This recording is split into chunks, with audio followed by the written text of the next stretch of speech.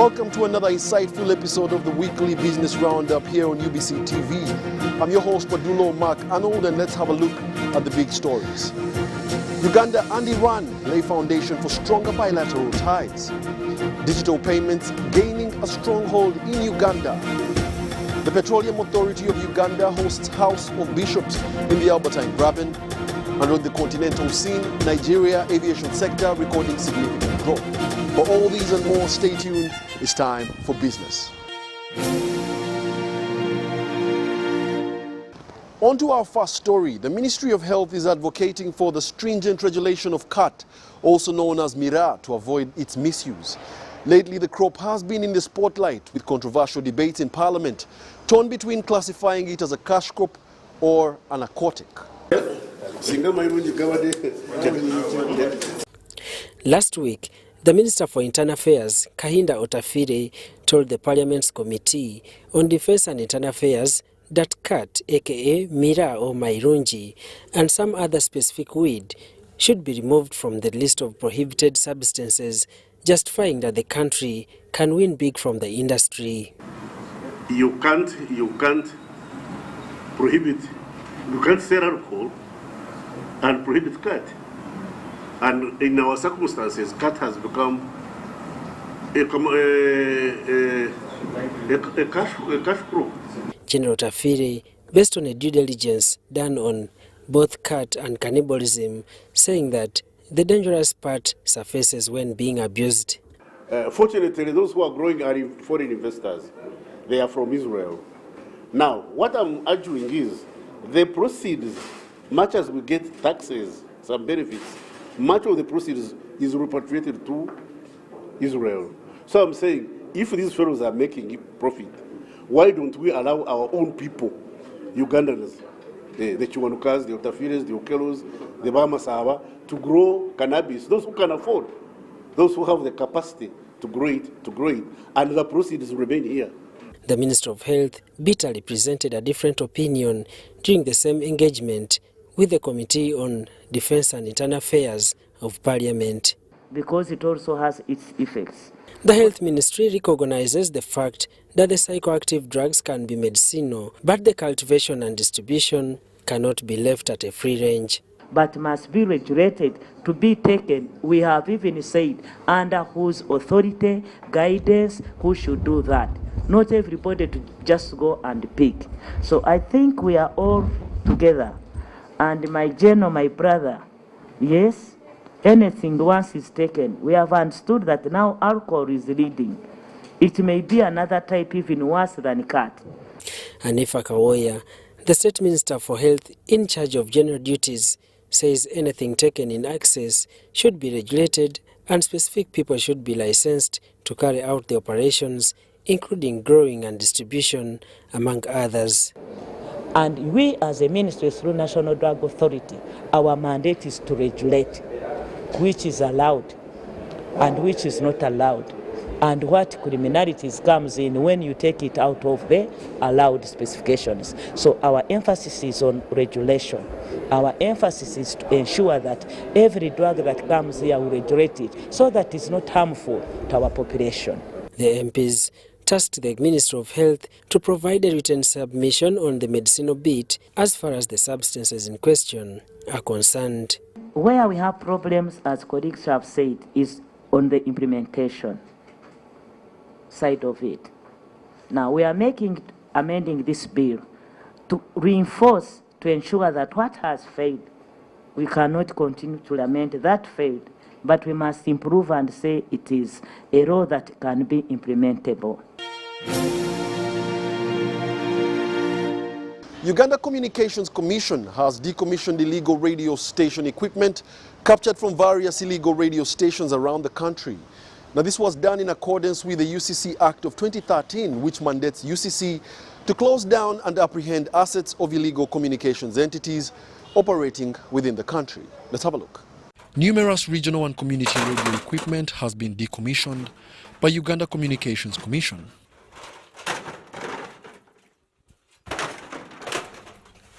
The head, Public and International Relations at UCC, Rebecca Mukite, says This enforcement has been undergoing since before the outbreak of the COVID-19 pandemic, but climaxed only a month ago. Ideally, when we seize equipment from illegal communicators or users of communication services, we are supposed to go through a litigation process or prosecution process, at the end of which the court determines whether on what direction we should take. And on this occasion, we were granted permission by the court to decommission the equipment. At this site, the scrap is dismantled, separated and segregated into different components, where the plastic is shredded and the metal is melted as raw material.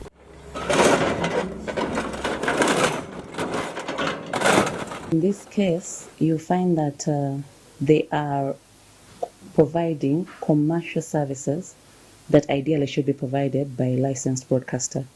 People pay that Chizindalo to make announcements, to run adverts for their products, to do a lot of things over and above what people deem as community service. All communications operators using broadcast, print and digital channels are advised to stay compliant with the Commission's regulations by acquiring relevant licenses and updating those that have expired to avoid falling victim to the enforcement. The president of the Islamic Republic of Iran was in the country and met with President Yoweri Kaguta Museveni. In their meeting, trade was a key point of discussion, as Ivan Kawa reports. The president of the Islamic Republic of Iran, Ebrahim Raisi, is currently visiting Uganda for a two-day state visit with a focus on expanding cooperation in political, economic, scientific and technological fields. During his visit, he emphasized the importance of sharing experiences in areas of economics, science, technology, technical and engineering services, as well as oil exploration and refinery to enhance trade between the two countries. As you can see here, the climate is very good. There is nothing on earth we cannot produce. And we have a lot of food, a lot of milk, a lot of bananas, a lot of maize, a lot of coffee, tea, cocoa, fish from that big lake you see is a freshwater lake. So really we can do a lot of trade together. We always have the problem of markets. Through our mutual and joint bilateral discussions, we realized the will and determination in both sides regarding the necessity of expanding our bilateral relations, and in this regard, I believe that both sides should take effective steps. He also highlighted the need for the two countries to embrace value addition to their resources rather than selling them in raw form to generate more financial benefits. Additionally, the president mentioned that Iran produces its pharmaceutical needs domestically, offering an opportunity for Uganda to gain expertise in this sector. More than 95% of our domestic needs are produced inside the country, and at the same time we are exporting pharmaceuticals to other countries. Regarding the medical equipment, we are producing all the surgery sets needed for the operation room for surgery. And of course, this is done by the Iranian scientists and through the knowledge-based companies. So we'll be very happy to cooperate with Iran in those areas.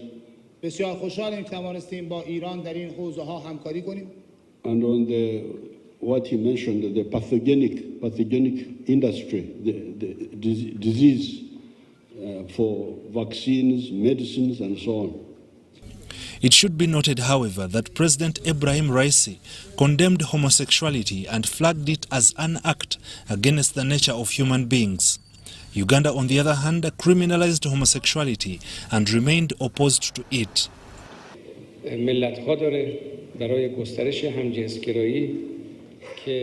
We have cooperation for Iran and Uganda. The Western countries try to identify homosexuality as an index of civilization, while this is one of the dirtiest issues and one of the dirtiest things which have been done during the history, and they are strongly attacking against the basis of families and culture of the nation.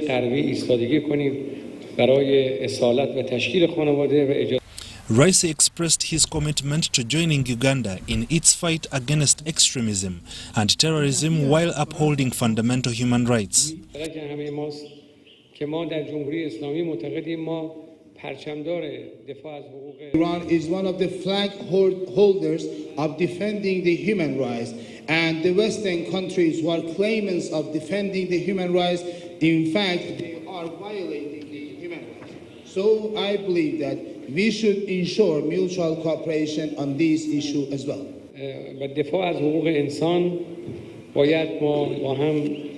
Both countries have made commitments to expand bilateral relations and have taken steps to maximize the benefits of their engagements. The signing of 4 memorandum of understandings during the visit further solidified the commitment to cooperation between Iran and Uganda. Artificial intelligence is fast shifting from heavy data industries to almost every business sector you might think of. Now in Uganda, the use of AI has significantly picked up in the post-pandemic years, and according to experts, its adoption is unstoppable. Artificial intelligence for any basic user starts with whoever uses the phone. When you type and the words that you sequentially type all the time, the moment you come back, the phone automatically suggests the common words. But it doesn't end at text. Artificial intelligence or AI capabilities are beyond just being able to type or being able to read. Well, search engines like Google, Bing, MSN, Yahoo and all that have capability to allow us access information that they have archived over time. On the other hand, bots like ChatGPT allow you to create an interactive conversation and session with the computer, with the phone, and have engagement. For instance, if you visit a doctor today and you feel like the doctor lied to you about your status, you can engage with an AI bot and ask them, okay, I'm having this kind of issue, I'm having this kind of pain here. What would be my challenges? And AI will tell you. From the Ugandan user's experience, AI is a game changer. The tools are acknowledged for saving labor, curbing fraud, and boosting efficiency. It's an advantage to the new inventions that human breed comes along with. So for me, it's something that is very important to take consideration of as a technology that is inventing, but you should also measure the disadvantages versus your exposure to it. However, there are emerging concerns, and these include misinformation, privacy concerns, loss of jobs, and the so-called singularity in which AI surpasses human intelligence. From my own experience, I've over the last 5 months been able to save 2 hours for every 3 hours I used to work using AI. Why? I don't need to worry about so many things that I don't know about. Instead, I will ask a chat GPT about what he knows about the thing I want to know, and I'll start from there to search my Google and everything. It's an enabler. It is not taking away any jobs, but it is making those who are working less get so challenged. So it's a challenge for lazy people. If you don't want to work, AI will beat you. Why? Because me, myself, I can't be replaced by AI. The things I do, I can do them, and I can do them better than ChatGPT and any other AI tool. But if you think you should not be working, if you will report to office at 8 and you want to take tea up to 10, AI is going to take your job. Day-to-day applications of AI include personalized shopping, fraud prevention, voice assistance, facial recognitions, robotics, chatbots, among others. Dennis Ikoa for UBC Business. The increasing reliance on technology has led analysts to predict a monumental shift in society. Recognizing this opportunity, Uganda is strategically positioning itself to leverage new technologies, particularly digital payment systems, to drive the growth of digital financial services. Let's have a look. Uganda's central bank, in collaboration with NITA Uganda and supported by companies such as Pegasus Technologies and Crypto Savannah, is actively strategizing on harnessing the digitization of payments and collections to stimulate digital financial services. This endeavor involves enhancing digital financial literacy among the population and ensuring the provision of secure digital services that are resilient against cyber threats. If you have your internet, if you want to operate online, you have to operate in a secure environment. So how do we ensure that we are secure online? We need to have the right skills to support us in that.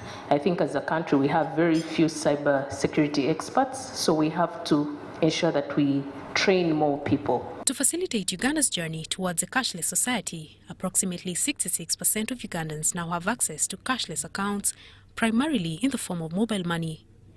This achievement, according to Makei Ayomu, Director of Payment Systems at the Bank of Uganda, signifies a significant milestone in our pursuit of going cashless. Our main goal is financial inclusion, to reach people at the bottom of the pyramid, the lowest people at the bottom of the pyramid. That's the main goal. Then the issue of consumer protection. Most of my regulated entities are guilty on this one. We still have these connectivity issues. Yesterday, I tried like 5 times to do bank to wallet. It's not able to go through until midnight. But this generates revenue to all these banks, and I don't know why we have these issues. Emerging technologies have disrupted people's way of life, necessitating active involvement in capitalizing on these advancements. But how can we get regulation to look at banks as fintechs too, not just as a bank and then a fintech? And of course, we have to help the regulators as banks. We have to help them because we are not as nimble as our fintech partners, but we need to also be able to innovate and move faster. But it would be good if the regulation can also support us as banks to be able to innovate faster and get more people onboarded on financial services. The government of Uganda, through the Ministry of ICT, has pledged its commitment to spearhead the digital transformation agenda. Key aspects of this agenda include infrastructure development, cybersecurity, skills enhancement, and fostering innovation and entrepreneurship. We need to make sure that cash is removed from our economy by sensitizing people about that. We also have the issue of infrastructure. There are still many pockets in Uganda where there is no network. And these digital services can only be provided over GSM networks.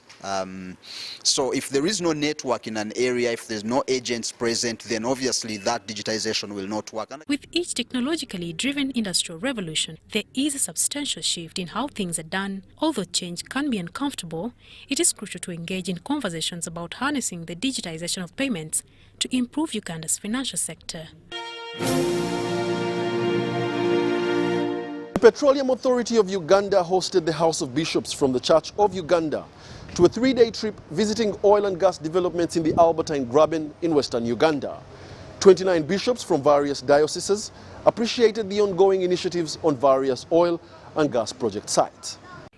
The first day of this trip started with a 221.7-kilometer drive from Kampala to the Uganda Petroleum Institute, Kigumba, in Chiriandongo district, which was established in 2011 to provide education and training for the petroleum and allied sectors. We ensure that 50% of the time of the students is spent in a workshop. When we're designing this curriculum, we made sure that we involve the key stakeholders, and our key stakeholders here, the oil and gas sector players. And from their assessment so far, the equipment meets the expectations. I think that's the most important thing, that whatever you are delivering must meet the demand. UPIC has so far graduated 494 diploma students and 850 international vocational students since its inception. But Bernard Ongodia alerted the bishops that the institute requires more funding from government in order to complete all its basic infrastructure. There is a lot here, more so as we have now the petrol, oil and gas in our country. These are God-given resources, and so we must learn to utilize what we have. Because it would really be challenging to have God-given resources, but we don't have informed and educated people to do the work. On the second day, the clergy were taken to Sinok's Kingfisher site in Chikube, where they viewed an oil rig for the first time. The purpose of this visit by the House of Bishops is to enlighten the religious leaders about the oil and gas initiatives happening in the Albertine Graben. Also to pray that Uganda stays on track. It is here that they had a chance to ask various questions and express their concerns about various topical issues concerning the nascent sector. I've seen the location of what we are calling well pads. What informs the location and why 4, 3 and not as many? For example, what the rig we use right now is 80,000 meters depth. So when we do the location of the well pad, we need to consider water factors, and then we make a choice. Normally, generally speaking, is the economic beneficial. So it's cheaper, we can produce more oil. This is the location we choose. The next step is how these frameworks are being implemented. And you're welcome. The processes are happening now. One of the benefits we'd like to get out of this visit is for you to point at the areas which are not following the beautiful frameworks that are existing in the country. Next on the itinerary was the Kabalega International Airport, which is in its final stages of completion. 3.5-kilometer runway space here at Kabalega International Airport, going to be importing already assembled equipment for the oil and gas sector. But besides this, it's also going to be feeding into the industrial park, which is going to enable the importation and exportation of goods to and from. We must thank God, because whatever we have seen, it is His hand. It is the work of His hands. On the last day, the bishops were taken to the Tilenga project and visited the industrial center and the just completed Ngiri 3 oil rig currently undergoing testing. The Petroleum Authority of Uganda still affirms that first oil production in Uganda will commence in 2025. 6.5 billion barrels of oil have been discovered in the Albertine region, but only 1.4 barrels are usable and are estimated to be produced for the next 25 to 30 years, as per the production sharing agreement signed with Total and Sinok. Wadulo Arnold for UBC News in the Albertine Graben. And on the continental scene, a report by the International Air Transport Association shows that air travel traffic in Nigeria soared by nearly 60% in the first quarter of the year compared to figures recorded in 2019. CGTN has more. Nigeria's aviation sector continues to show significant and positive growth. The West African nation recorded a surge in passenger traffic in the first quarter of 2023. The increase is nearly 60% higher than figures recorded in 2019. It shows that the industry, is not stagnated. The industry is not stagnant. The industry is recording progress, recording growth, recording improvement, and also shows that the industry is also adding value to the Nigerian economy. According to the International Aviation Transport Association, IATA, the sector's performance is not exclusive to Nigeria. African Airlines saw an impressive 87.1% growth year-on-year. Among the favored countries are Morocco and Egypt.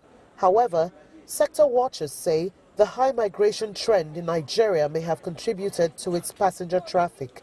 It's significant to have a 60% increase, because if you look at the trend of this Japa syndrome now, in the last 3 years, it's been very alarming. The rate at which Nigerians are moving from one place to the other is massive. Air travels contributed 4% of Nigeria's GDP in 2022 and accounted for about 240,000 jobs in the country, according to the nation's statistics agency.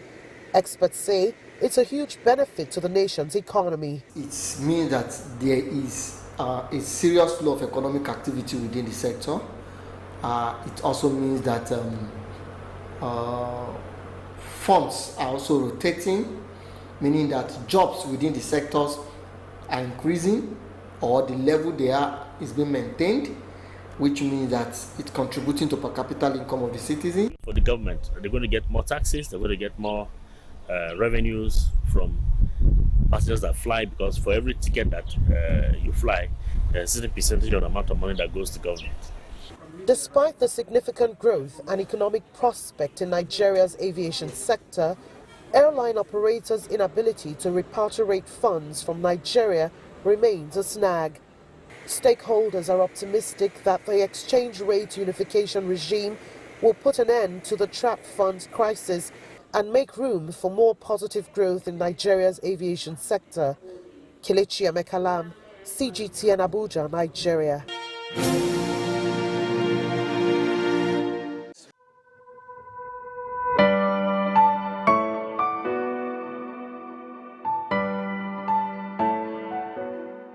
GDP of Uganda, wherever it is, some of you know the figure. The contribution of SMEs is very big. Of course, it's not easy to quantify because of the informal nature of SMEs. But one reality is that without the SMEs, the small and medium enterprises, the economy will collapse. Because like I said earlier on, even when Mukwano makes products, who eventually sells the products? It is that small business in Port that is the distributor eventually. So access to markets, a big challenge. Access to financial services.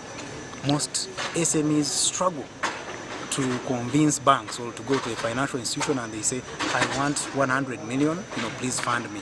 Much as they can have the potential, when you take them through our risk acceptance criteria, you find that they don't meet a couple of parameters, especially on the financial side of the business. The third is, basic governance.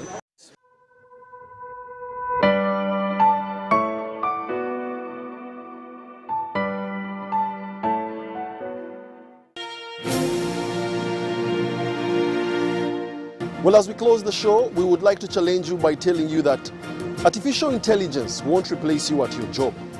It's only that person that knows how to use it that will. Thank you for being a part of this week's episode of the Weekly Business Roundup with me, your host, Wadulo Mark Arnold. Catch us on the next, same time, same place. From the team, we must say good night.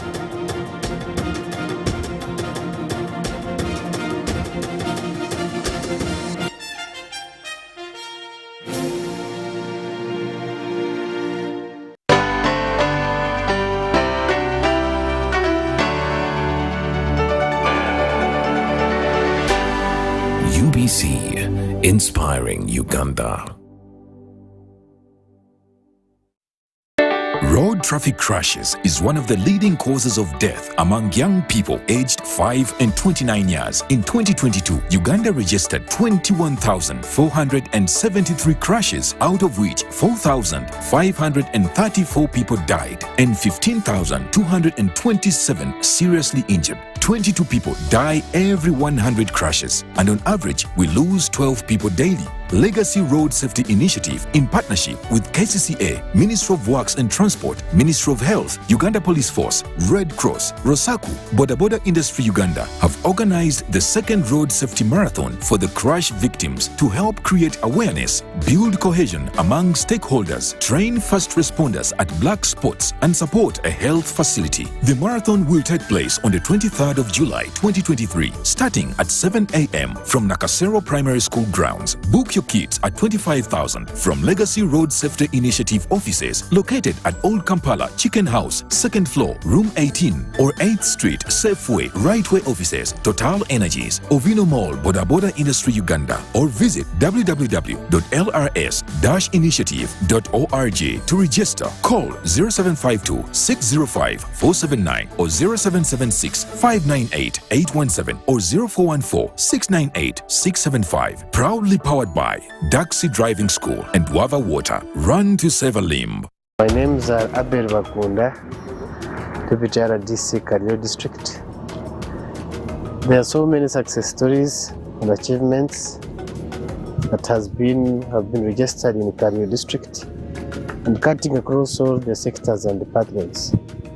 The government interest is to have seed schools with almost every sub-county.